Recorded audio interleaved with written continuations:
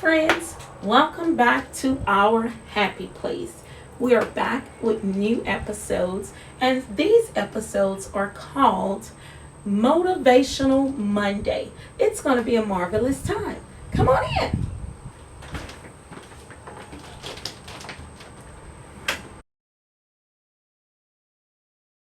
Hi, friends.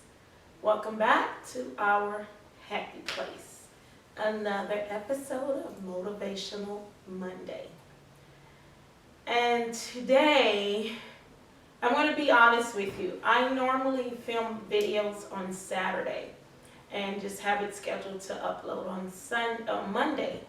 And there was nothing coming to mind, nothing. And today is Sunday, and the only thing I could think about was peeling off a layer. And so this is going to be very open. It's actually a topic that I do not like to talk about. I didn't want people to really know that about me because it's something that I still battle with. And it's on the topic of alopecia.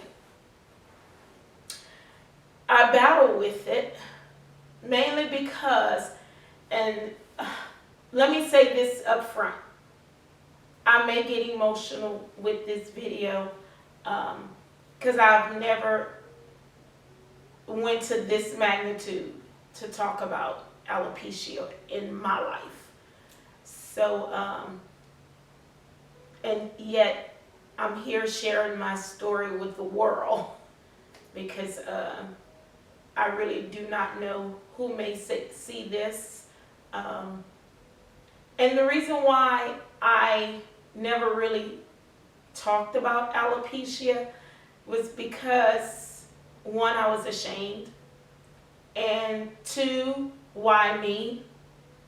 And I didn't want to be bullied because this world is cruel.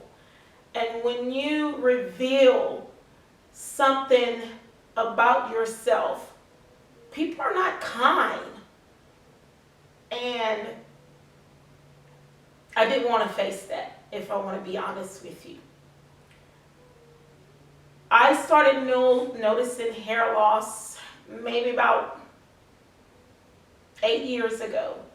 And let me preface this by saying, in my family, on both sides, we are people with long, thick, healthy hair. I am the only one in my family with alopecia on both sides. And I struggled with it because I had long, thick, healthy hair, beautiful. And I'm going to probably insert a picture of it somewhere in this, either in the beginning or the middle or end of the clip. I don't know yet, but I will insert a picture of me when I had my long, thick, healthy hair. So I started noticing hair loss probably about 8 or 9 years ago, and it started off with maybe a dime size loss in the center of my head. And I was like, what's going on? You know, I didn't know what's going on. And then my mom noticed that. She's like, you're losing your hair in the middle. She said, it must be the way you clipping your hair. Because I would always pull my hair up and clip in the middle. That would be my style. Because I'm not a stylist. Never did really know how to do my hair. And she said, well, maybe it's because of that. So I started clipping it to the back, but that didn't help. It the dime size went to a quarter size to a $50 size. And when it went to the $50 size, that's when I was like, let me go see a doctor. So I went to a dermatologist, and he told me that I had alopecia. And I said, what is that? I had never heard of it. And he told me there are different kinds of alopecia, or types. And at that time, the alopecia that I had was just, it was like I said, a half dollar. And but then he also told me that was alopecia totalis, which is like the majority of your head. And we hear alopecia, it's mainly common in males, not too common in African American females. So he was like, and I was like, well, what is going on? Why am I experiencing this? He said, sometimes this is genetics. I said, cannot be genetics, because nobody in my family have it. I am the only one. So he prescribed a certain type of medicine. I took that medicine to no avail. I got a second opinion. He prescribed a certain type of shampoo, and it was a very stinky shampoo. I did that to no avail. I even tried the wild hair growth to no avail. I tried almost everything that was known to mankind to do. I mean, shocking my hair with the cayenne pepper, and it was just all the little remedies that people had. And upon researching on videos and just trying to, somebody help me, to no avail. And I found myself asking, Lord, why me? Why am I broken? Because for me to have this disease felt like I was broken, because my hair is part of my identity, I felt and still feel. And it was also a stigma for me, because nobody in my family have this. We have beautiful hair. And here I am with alopecia. And even today, it's hard for me living with it.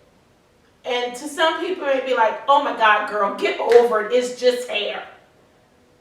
To you, you may feel like that. But to me, it's not just hair. It's not just hair for me. I cried over it. I prayed over it. I fasted about it. I went to all the doctors. I had 3 opinions. Even just 2 weeks ago, I went to my rheumatologist and talking with him about it, and thinking it was something with my blood, with my A&A strand that just goes wacko. And he said, I don't have an answer for you. And that's frustrating, because nobody has an answer. And I see my siblings and even my daughter with beautiful thick hair, and they can put it in any type of style they want. And yet here I am, subject to basically 2 styles, because I have to always comb my hair with a mirror so I can make sure that I cover up the bald. And it has really taken over my head, because now it's even coming into the front area here. In the middle area, it's about the size of my hand.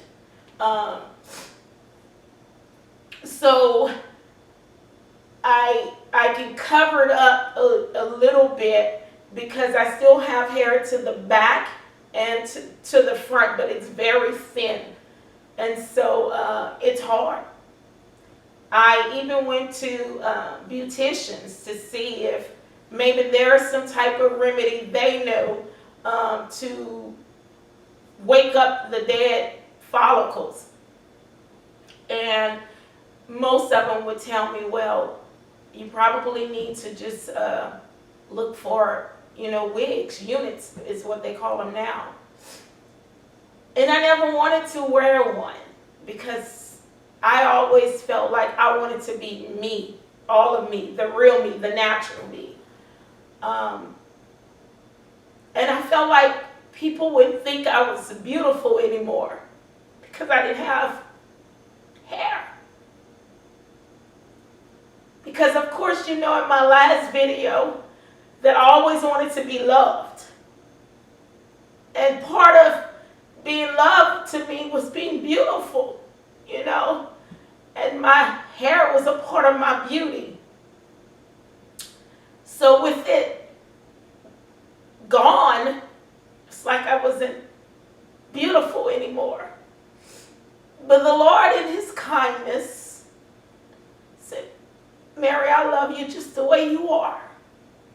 And we also know that beauty is in the eye of the beholder. I understand that. But for me, it's something bigger than that. Because it's me. And so it has consumed me at times. Because I would comb my hair. Still today, I comb my hair and it just falls. It just falls. And I'm like, okay, Lord, what's next of me? Am I even a woman without hair, you know? And I know that may sound superficial, like, oh my God, girl, there are cancer patients who lose their hair, like, get over yourself. And I understand that.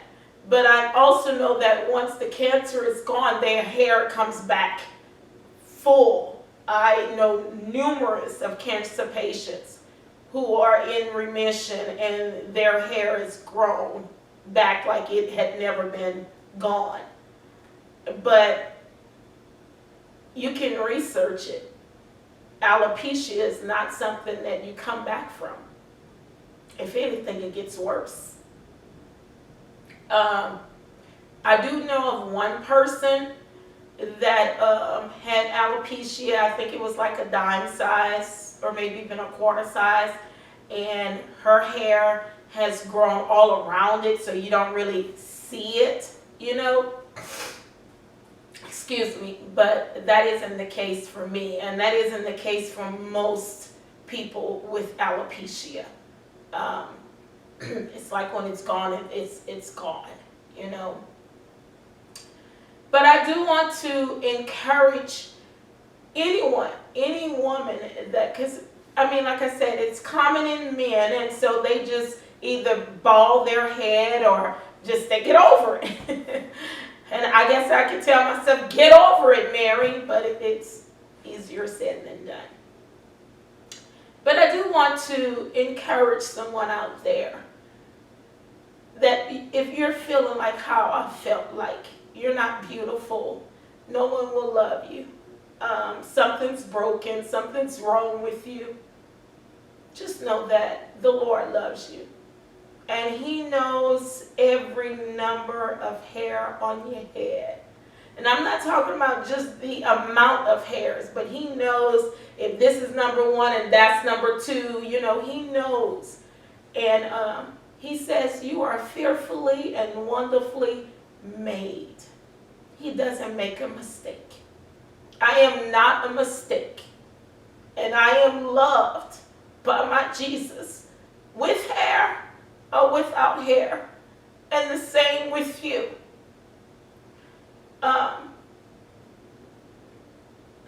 Sorry.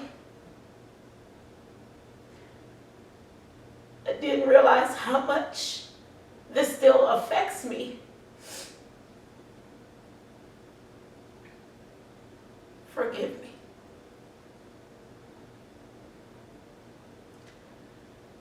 Whew. But again, God loves you just the way that you are. You don't have to have hair or don't have hair for him to love you. And I'm not saying that you don't have to feel like you're not beautiful, because you are beautiful. I tell myself, I have to tell myself that, Mary, you're beautiful. I just feel like, where's my hair? I want my hair. And the rate that this is going with my own hair, I may eventually have to wear a unit, just to say I'm still, I don't even know. I don't even know. And I do have a unit. I do have it, and I wear it occasionally. But it just doesn't make me feel good when I have to put it on. It's like, it's a reminder that I don't have hair. So that's why I do not wear it often. I did try to put extensions in, but because there's no hair in the middle, all the beauticians said there's nothing for me to sew it onto, to connect it to. So there goes that, you know. Or there was one beautician that I found, and she was able to do it, but she had to put so much hair to cover up the baldness that it hurt my head. I mean, it hurt it because it felt like it was just pulling every other little strand that I had.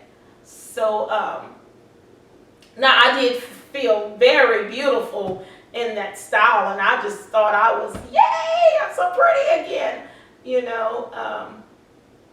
But it was hurting. And I know they say beauty is pain. Oh, but that was just too much pain. I don't want to be that beautiful. So I guess that's I don't want to say a fun fact, because there's nothing fun about alopecia, but that's a random fact about me. So if you're one that say, why does she always have her hair the same way? It's because there's only two ways I can put it.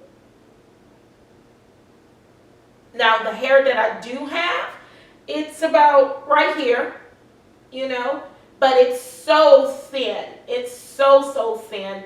And then you go up a little bit and it gets bushy, and then you go down and it starts shrinking. So this is it.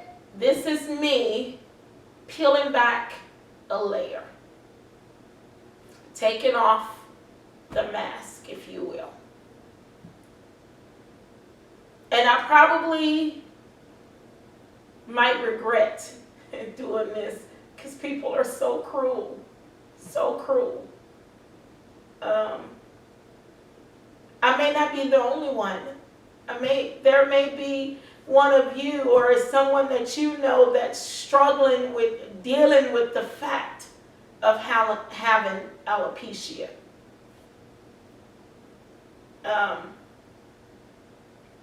I just know it's not easy. It's not easy at all.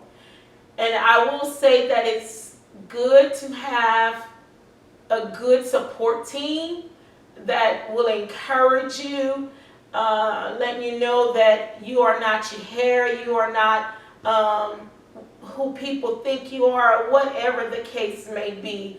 Just to remind you that you're beautiful, they think you're beautiful, God knows you, those kind of things. It's good. It's good to affirm yourself. You know, look in the mirror and say, I am fearfully and wonderfully made. I am a woman of God. I am a child of God. I am a daughter of the King. And those things will boost you up and make you realize that I will be okay. I will be okay. So I apologize for the length of this video. I don't apologize about my emotions, because it's still very me. I'm living with it. But I hope to encourage someone else out there who may be dealing with it, that you're beautiful. You are beautiful. And I pray that God showers you with His love, with His affirmation, so you can know that you are fearfully and wonderfully made. So thank you so much for joining this episode of Motivational Monday. I will see you back next week. Have a blessed day. Bye-bye.